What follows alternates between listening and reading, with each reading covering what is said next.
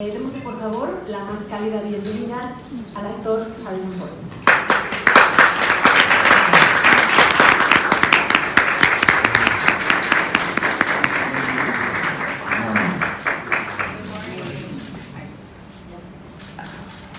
Mr. Ford, it's a pleasure to have you here in Mexico.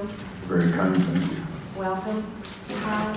First, I'd like you to share with us how was the experience to work with Terry Notary, this wonderful artist who first started at the Cirque du Soleil and was your partner portraying Buck, this magnificent actor. Well, as you mentioned, Terry Notary is a gifted physical artist.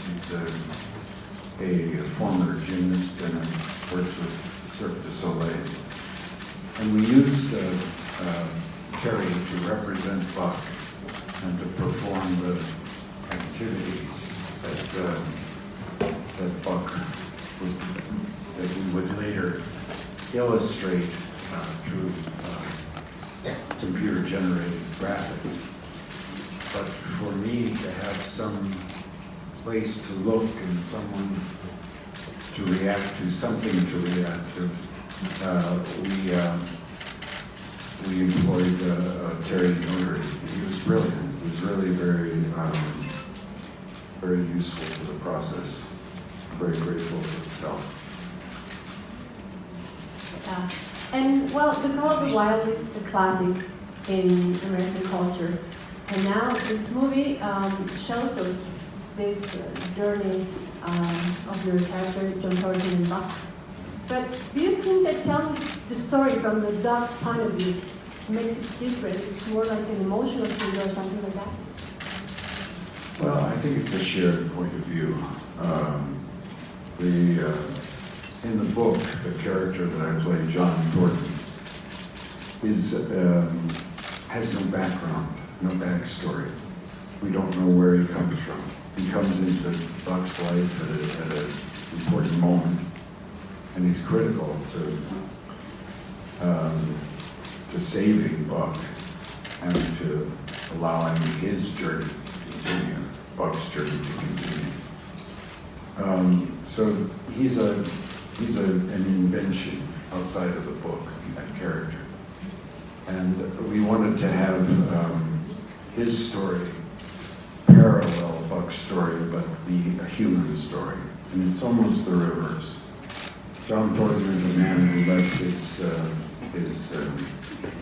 civilized environment, his home, his family, because of a personal tragedy. His family, his son has died. And he runs away to Alaska to escape his emotional problems. And he finds Buck, and together they're useful to each other. And it's really a story of Buck's seeking his natural place in the world, and it's a story of John Thornton gaining the courage through his relationship with Buck to be able to resume his responsibilities in his life. Thank you. Vamos a abrir la sesión de preguntas y respuestas y vamos a comenzar con Arturo Tobar, por favor, de Momentos. Hi, Mr. Ford. It's such a pleasure having you here. I'm right here. Hi. It's a pleasure having you here in Mexico. I wanted to ask you, was it much of a challenge working with a fully generated computer dog? Was it easier for you having someone being your reference point, or would you have rather had a real dog? Well, I worked with real dogs before in movies, and it's always a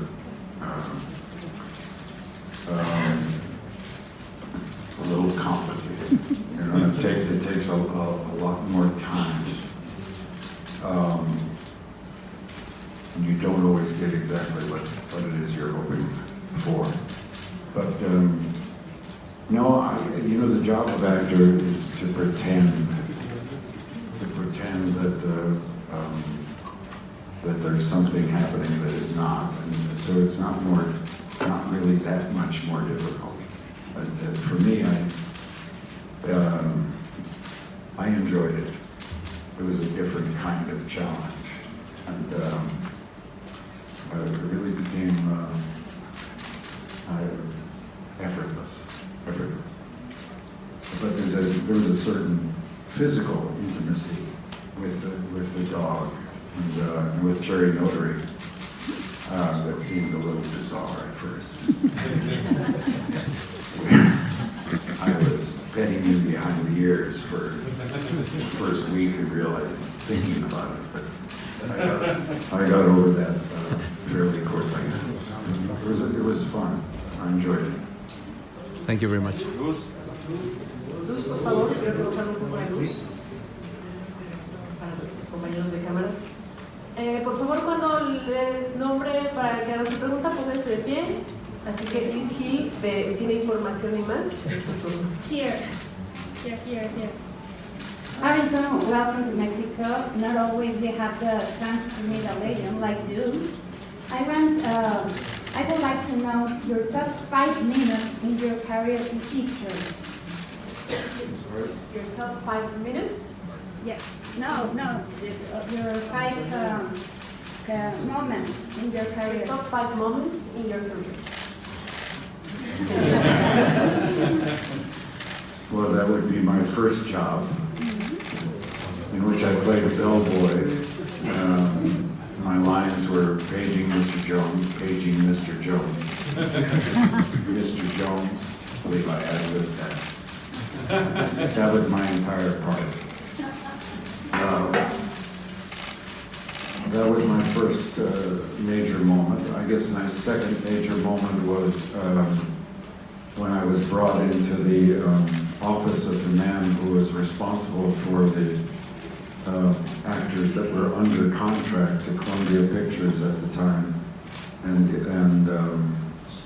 he told me that I would never be successful in the business, and then he told me a story about Tony Curtis. He said that when Tony Curtis was first in the movie, he delivered a bag of groceries, and you took one look at that person and you knew that was a movie star.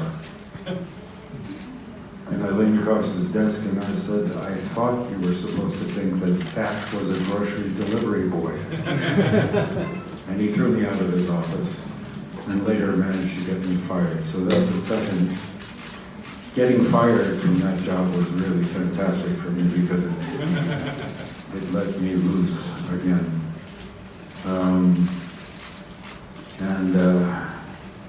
That leaves 2 more nominations, and I've had a lot of fun in this business. I've had very good fortune. I've worked with fantastic people, and I'm delighted that I'm still working. I have no plans to quit, and I enjoy what I'm doing as much as I ever did, probably more. And find it engaging and stimulating and frightening. So I hope that answers your question. Thank you. Bien, vamos con Adolfo López del Sol de México, por favor. Thank you, Mr. Report. Talking about your career, I would like to know, you have very iconic characters like Han Solo, the movie of Blade Runner, but I would like to know, after so many characters, so many iconic movies, there's something missing in your career, something that would you like to do in the next years? That's my first question. And my second question is, there are plans to make again Indiana Jones. Why did you decide to take this character after 10 years to reunite with this character? Well, the first part of your question is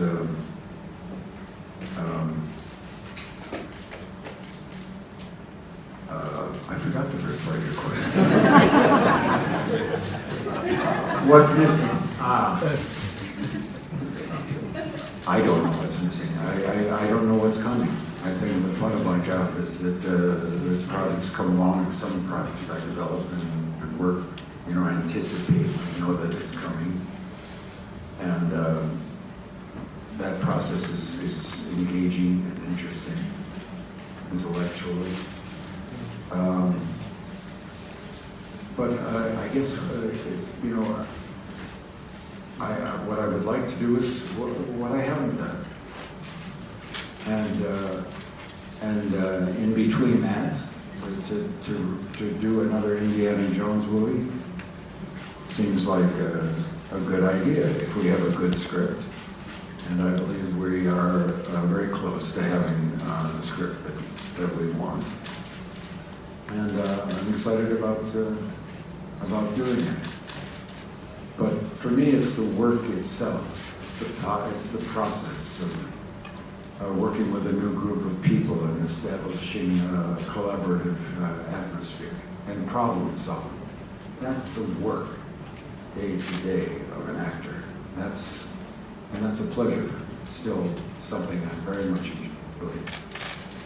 And I hope to bring pleasure to, with the other people that I work with, to make films that bring pleasure, intellectual curiosity, bring emotional experiences to the audience.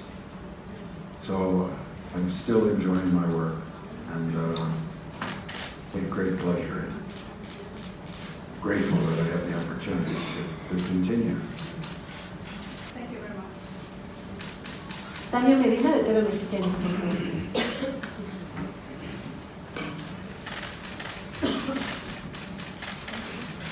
Hi, Mr. Ford, Tania Medina from the Televisión Mexiquense.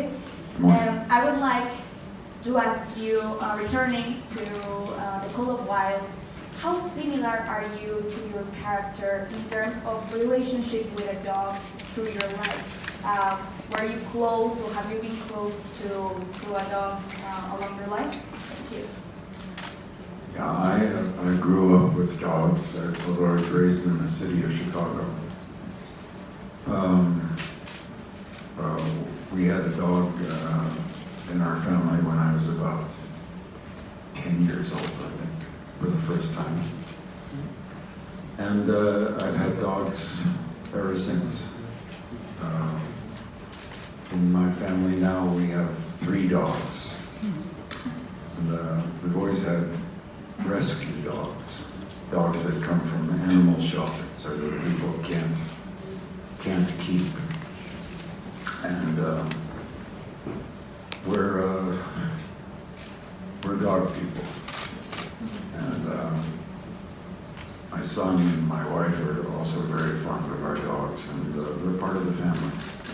So that is an experience that I've had, very similar to John Gordon. I think there are a lot of respects in which, an actor, in order to portray a character, that an actor can only use his own history, his own emotions, his own experience. And then you filter and edit and you cobble together a kind of character. But it's really the fuel is your own life, it's your own experience. And so you look for emotional relationships between yourself and the character. And I found Don Thornton to be a very sympathetic character. He was a man who was looking for really important answers in his life. And in the context of his relationship with Bach, he found new strength, new purpose, and that is the essence of the character for me. Mr. Ford, you were telling a few moments ago about building the backstory of your character. Did you help to build all the backstory, or it was just in the script? No, the script went through a lot of process before we started, and it was one of the things that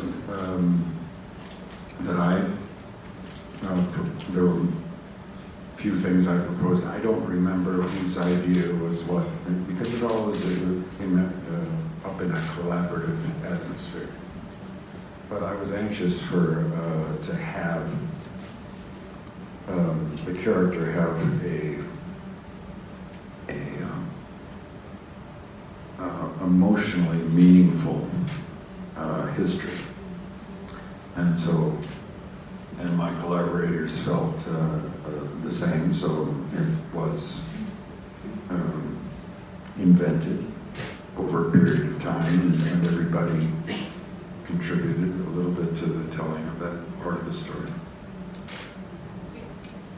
Por favor, Claudia Pacheco de Notimex.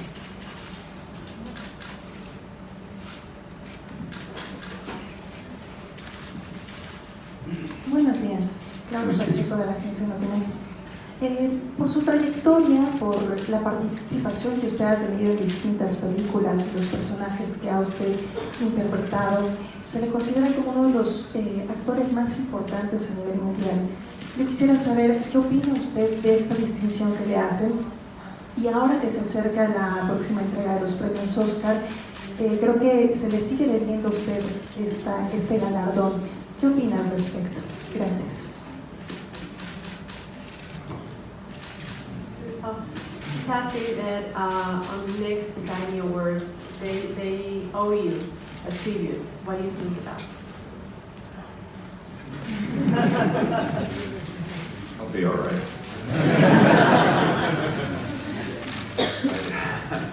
Nobody owes me anything as far as I'm concerned. I'm very grateful for the opportunities I've had and the relationships that I've had. I don't feel the need for a tribute. I'm still working. Berenice Tomasini, por favor, de Fandango Latam. Hi.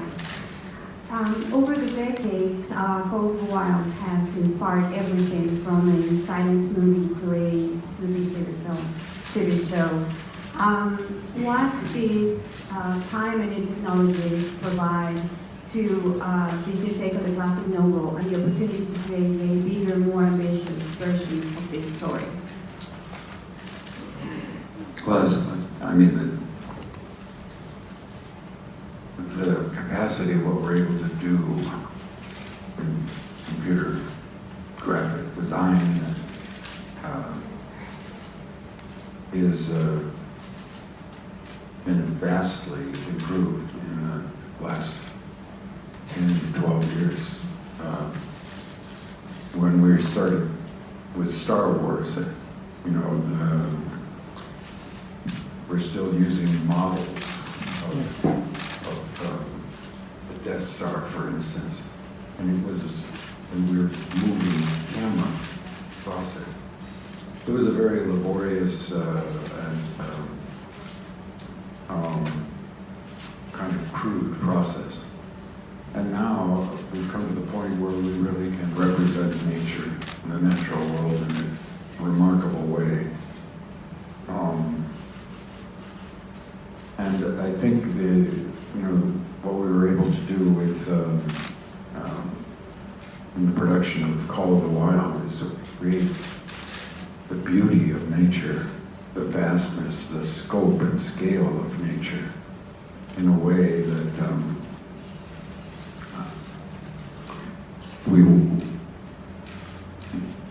we did what we thought helped tell the story, and I think that it was it's a very practical and economical way of doing things. It's not right for every film, it's not right for every production, but in this case I thought it worked very, very well, and I'm very proud of the film, proud of the technical skills of the people who animated. And it was beautiful to look at. Thank you. Por favor, Daniela Salazar, de Animal MX. Gracias. Después de hacer esta película, película ha cambiado su opinión sobre la relación del hombre con la naturaleza? After making this film, has your point of view of the relationship between man and nature has changed? Not at all. No, I think man is a part of nature, not above it. So I think we best understand ourselves when we see ourselves as part of the natural world and responsible to it. So it hasn't changed much. Hasn't changed at all. I've had that mindset from childhood. Vamos con las dos últimas preguntas. Por favor, Lucero Solórzano, de Uno TV. Good morning, sir. Welcome to Mexico City. You have played two of the most worldwide popular characters in the history of cinema, Han Solo and Indiana Jones. And there are many legends about the way you make George Lucas. I read that it was through Glenn Ford or through Francis Ford Coppola. You were working with them as a carpenter. Could you share with us how was this meeting and how the Han Solo was born, or how he became Han Solo? Well, first of all, I worked with George Lucas previous to Star Wars in American Graffiti. Played a small part in American Graffiti, so George and I knew each other. But I had a strategy at that point in my career. I went back and forth. I became a carpenter. I educated myself in carpentry and worked on houses, built houses, and various carpentry projects. Was a contractor finally, but I would go back and forth from movie to carpentry. And for me, carpentry was a way of not taking every acting job that came along, because I didn't want to do some of the silly episodic television stuff that I had been required to do when I was under contract to Columbia Pictures. I spoke about that earlier. And carpentry gave me another way to put food on the table for my family. So I would go back and forth. And I was asked by a friend of mine who was Francis Coppola's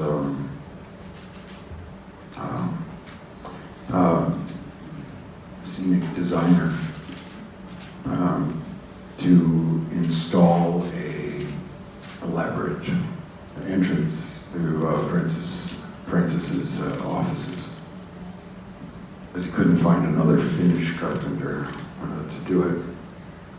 I said I would do it, but I would only do it at night because I didn't want people walking right through it and everything. And I also didn't want to be a carpenter in a movie director's office. But I was working late one night, and I was sweeping up and cleaning up the job. And George Lucas walked in with Richard Dreyfuss to begin the interviews for Star Wars. And I suppose my being there at that time was a bit of serendipity. And they asked me later if I would do them the favor. I never had a proper interview, but they asked if I would do them the favor of reading with the other actors who were testing for the parts. And so, so I said, well, okay, do that. And then at the end of this whole process, they asked me if I wanted to play the part. So that's the story in a nutshell. Thank you. And a lot of emblematic characters, very admirable characters. But who do you admire That's the first question. And the second one is that your character on The Call of the Wild used to go away and hide himself from the world. Where does Harrison Ford hide from the Hollywood industry?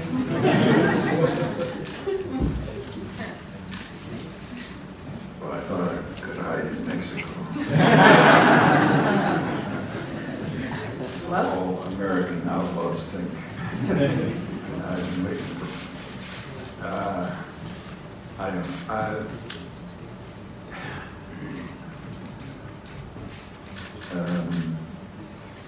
The first part of the question was... Played and romantic and admirable character. But the question part of that was... Who do you admire? Who do I admire?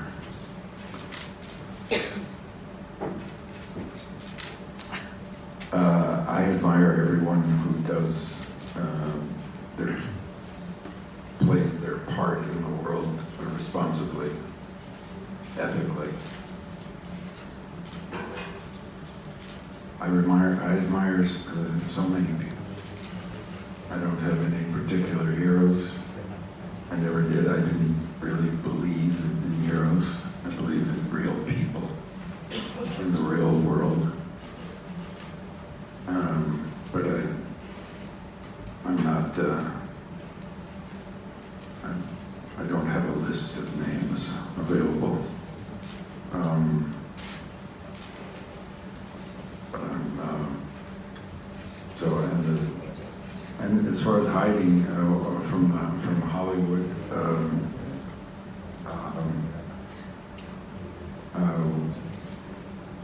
I like to get away from Los Angeles. There is no Hollywood.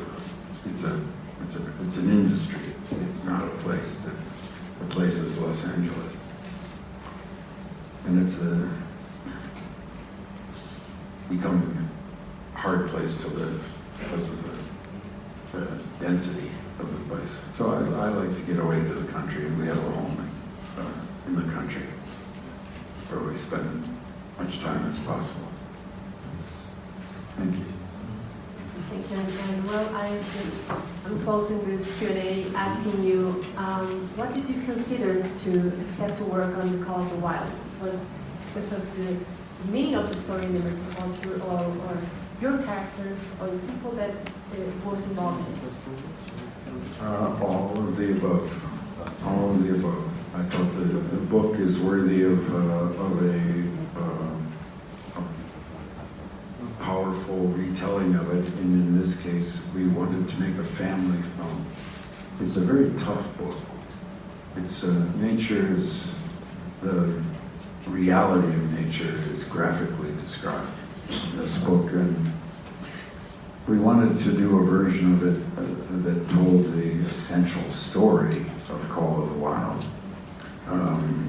That would be a family film. A film that people would go out of the house to see in a movie theater. As rare as that seems these days. But it's the kind of film that Hollywood used to make, I think, and rarely does anymore. So I admired it for its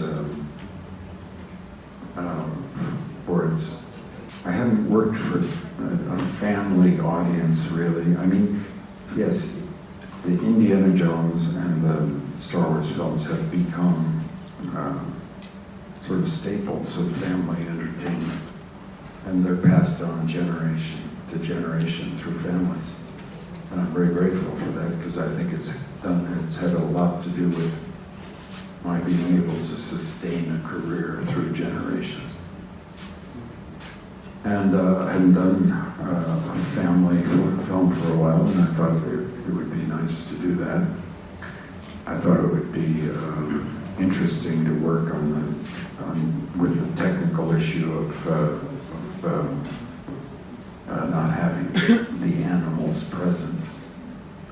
I liked the people involved. I had a very good script from Michael Green. We had a really exciting young director named Chris Saunders, who was successful in the animation world, making his first foray into live action film. So it was a lovely project. It was, and it fit into my schedule, and I love to work. So that was essentially why I ended up doing it. Thank you very much Thank for you. sharing these moments with us.